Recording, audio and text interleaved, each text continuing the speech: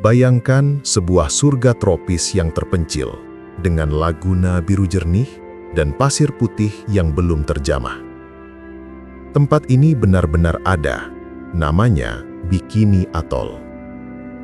Namun, pada tahun 1946, surga ini dirampas dari penduduknya dan diubah menjadi panggung teater paling mengerikan dalam sejarah manusia.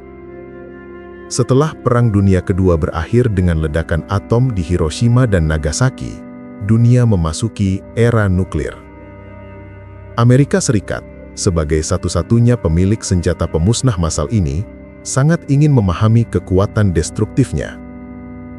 Mereka perlu tahu apa yang akan terjadi pada kapal perang, peralatan militer, dan bahkan makhluk hidup jika terkena ledakan nuklir.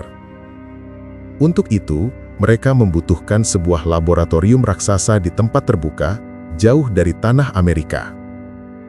Pilihan mereka jatuh pada Bikini Atoll, sebuah kepulauan terpencil di Kepulauan Marshall. 167 penduduk asli Bikinian didekati oleh militer AS dan diminta untuk pindah sementara demi kebaikan umat manusia. Raja mereka, Raja Juda, dengan berat hati setuju, percaya bahwa ini adalah kehendak Tuhan dan mereka akan segera bisa kembali. Mereka tidak pernah tahu bahwa janji itu adalah sebuah kebohongan dan mereka tidak akan pernah melihat rumah mereka lagi. Pada musim panas 1946, Operasi Crossroads dimulai, sebuah pertunjukan kekuatan nuklir yang belum pernah ada sebelumnya. Militer AS mengumpulkan sebuah armada hantu yang terdiri dari lebih dari 90 kapal perang usang, termasuk kapal-kapal legendaris dari Jerman dan Jepang yang mereka sita. Di atas kapal-kapal ini, mereka menempatkan ribuan hewan, kambing, babi dan tikus, sebagai subjek uji coba yang mengerikan. Seluruh dunia menahan napas, menunggu untuk melihat apa yang akan terjadi pada armada ini. Tes pertama, yang diberi nama sandi, Able, adalah ledakan udara yang dijatuhkan dari pesawat B-29. Bom yang diledakkan setara dengan yang ada di Hiroshima, menciptakan bola api raksasa dan awan jamur ikonik di atas laguna. Hasilnya, meskipun mengerikan, sedikit mengecewakan para pengamat militer karena bom tersebut meleset dari target utamanya. Namun, kengerian yang sesungguhnya baru akan datang dengan tes kedua yang jauh lebih menakutkan. Tes kedua, Baker, adalah ledakan nuklir bawah air pertama dalam sejarah. Bom yang sama diledakkan 27 meter di bawah permukaan laguna, menciptakan pemandangan yang surreal dan apokaliptik. Sebuah kolom air raksasa yang membawa 2 juta ton air dan pasir radioaktif menyembur ke langit, lalu runtuh kembali dalam bentuk tsunami radioaktif yang mematikan. Gelombang ini menyelimuti seluruh armada hantu dengan kabut racun yang tak terlihat. Inilah momen ketika militer AS menyadari kengerian yang sesungguhnya dari senjata mereka. Kapal-kapal yang selamat dari ledakan ternyata terkontaminasi radiasi pada tingkat yang sangat mematikan. Upaya untuk mendekontaminasi atau membersihkan kapal-kapal tersebut gagal total.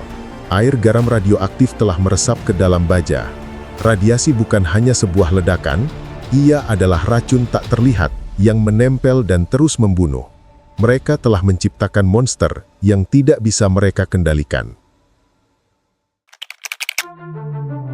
8 tahun kemudian, pada tahun 1954, Amerika Serikat kembali ke Bikini Atoll, kali ini dengan mainan yang jauh lebih kuat. Bom hidrogen atau termonuklir. Dalam uji coba yang diberi nama sandi Castle Bravo, para ilmuwan merancang sebuah bom dengan perkiraan kekuatan ledakan sekitar 6 megaton. Mereka salah perhitungan secara fatal. Ini adalah sebuah kesalahan perhitungan yang akan menciptakan bencana nuklir terburuk dalam sejarah Amerika. Pada tanggal 1 Maret 1954, bom Shrimp diledakkan. Bukannya 6 megaton, ledakan yang dihasilkan mencapai 15 megaton, 1000 kali lebih kuat dari bom Hiroshima. Bola apinya membentang selebar 7 km, dan awan jamurnya menembus hingga ke stratosfer. Para ilmuwan di bunker pengamatan yang berjarak 48 km merasakan panas yang membakar kulit mereka, dan bunker mereka bergetar hebat. Mereka langsung tahu bahwa sesuatu yang sangat-sangat salah telah terjadi. Angin yang bertiup pada hari itu membawa awan fallout radioaktif ke arah yang tidak terduga, menyelimuti atol-atol terdekat yang masih dihuni. Di Pulau Rongelap, anak-anak bermain dengan salju putih aneh yang turun dari langit, tidak tahu bahwa itu adalah abu kalsium radioaktif dari terumbu karang yang menguap. Dalam beberapa jam, semua penduduk mulai menderita penyakit radiasi akut, rambut rontok, kulit terbakar, dan muntah-muntah. Bencana ini tidak hanya menimpa penduduk pulau. Sebuah kapal nelayan Jepang bernama Daigo Fukuryu Maru, yang berarti naga keberuntungan nomor 5, yang sedang berlayar di luar zona bahaya yang ditetapkan, juga diselimuti oleh abu radioaktif yang sama.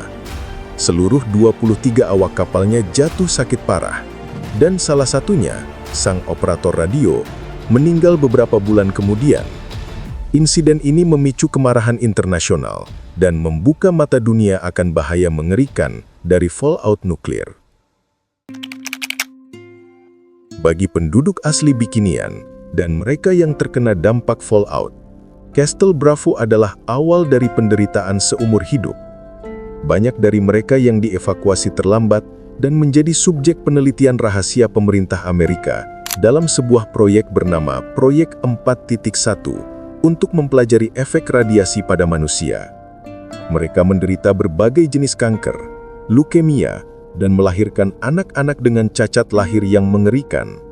Ini adalah warisan penyakit yang diwariskan dari generasi ke generasi. Lingkungan Bikini Atoll sendiri hancur lebur. Ledakan Castle Bravo meninggalkan sebuah kawah selebar 2 km dan sedalam 76 meter di dasar laguna. Ekosistem terumbu karangnya menguap, dan seluruh kepulauan terkontaminasi oleh isotop radioaktif seperti strontium-90 dan cesium-137. Meskipun kehidupan laut perlahan kembali, radiasi yang tersisa di tanah dan tanaman membuat pulau-pulau itu tidak aman untuk dihuni secara permanen. Pada akhir 1960-an, pemerintah Amerika sempat menyatakan Bikini aman untuk dihuni kembali, dan beberapa penduduk asli mencoba untuk kembali. Namun setelah beberapa tahun, para ilmuwan menemukan tingkat radiasi yang sangat berbahaya dalam tubuh mereka yang mereka serap dari tanaman lokal yang mereka makan. Mereka terpaksa dievakuasi untuk kedua kalinya. Surga mereka telah menjadi sebuah penjara radioaktif yang tak terlihat. Hingga hari ini, Bikini Atoll tetap menjadi sebuah monumen tragis dari arogansi era nuklir. Ia adalah pengingat yang kuat tentang bagaimana pengejaran supremasi militer bisa meninggalkan luka yang tak tersembuhkan pada manusia dan planet ini. Ironisnya, nama bikini yang kita kenal sebagai pakaian renang dinamai oleh seorang desainer Prancis pada tahun 1946, terinspirasi dari ledakan atom di sana yang dianggap eksplosif. Sebuah nama yang selamanya akan menutupi tragedi yang jauh lebih dalam. Kisah Bikini Atoll adalah kisah tentang surga yang hilang. Sebuah tempat yang indah diubah menjadi laboratorium kiamat. Jejak-jejak ledakannya masih bisa kita lihat hingga hari ini, baik dalam bentuk kawah di dasar lautan, maupun dalam bentuk penderitaan para korbannya. Ini adalah sebuah pelajaran sejarah yang kelam tentang harga yang harus dibayar untuk sebuah kemajuan. Ini memaksa kita untuk bertanya, atas nama keamanan dan ilmu pengetahuan, seberapa jauh kita dibenarkan untuk melangkah?